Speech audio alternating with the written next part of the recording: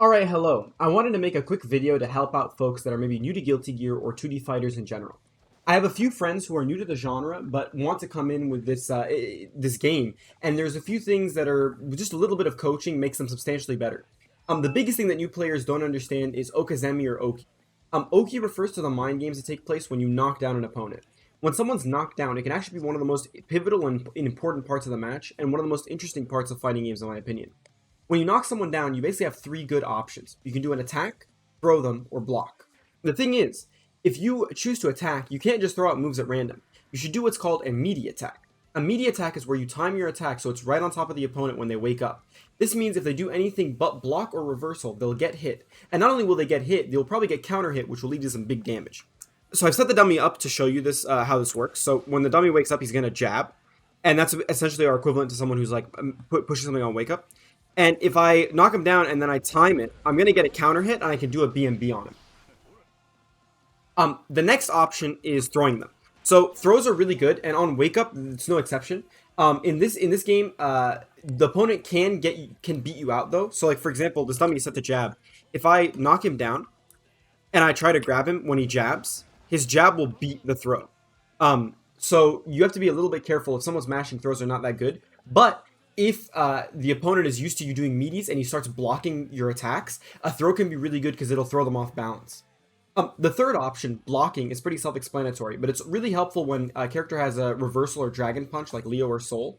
If they use that dragon punch on their wake up and you block it, you can punish them and do a lot of damage. So let me show you that with the dummy. So I've set the dummy to do a dragon punch on wake up, and if I block it, see, he's left wide open and you can do, some combo if you want. Okay, but here's the part where new players really mess up. If you're the one waking up, you need to really think about what you're doing and not mash random attacks. You pretty much have the same options as the opponent. You can either attack, throw, or block. But you have to think about which one you're going to do. If you're going to attack, do not use a random move on your move list. If you use a slow move like a slash or a heavy slash, you can get thrown and you can get meaty. So really, there's no winning with that. Like you can get countered by the opponent doing pretty much anything. In fact, so if you're going to attack on wake up, you should do a fast move like a jab. That way it'll beat throws. It'll still lose to meaties, but it's at least going to do something. The thing is, you honestly should probably not attack very often on your wake up. The only reason you should is if you think your opponent is going to throw, or if you think maybe he's going to do an unsafe jump at you and you can jab him out of the air. The only reason like, let's say, for example, you haven't seen your opponent ever do a throw. Pushing buttons on your wake up is probably not a good idea. He's probably just going to do another attack and you can just block it and try to get out another way.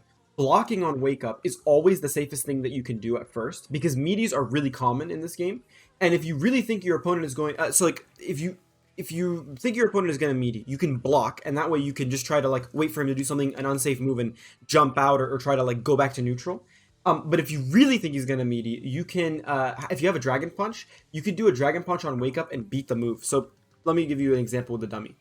So here I've set the dummy to DP on wake up, and if I try to meaty, I'm going to get like super punished by it because it beats the meaties. But you got to be careful. Don't rely on it too much because at higher levels, if people see that you mash DP on wake up, they're going to block it and do like some big damage on you. So you got to be careful.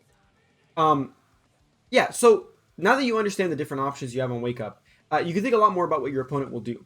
See the patterns in their behavior. Do they always do the same move? Do they respond to variations in the same way? One example that I see people fall for, even as high as the 9th or 10th floor, is switching between a meaty and a throw. If I meaty someone on a knockdown and they get hit by it, the next time they'll instinctively block on the next one. And that way you can just run up and throw them. This doesn't work on everyone, but it's a pattern that I notice. And making predictions like this and understanding what your opponent is thinking can be really fun. And noticing these patterns is one of the best aspects of fighting games in my opinion. So I hope this has taught you a little bit of something about the mind games in this game. And that way you can take this and level up your game a little bit with it. Alright, I'll see y'all around.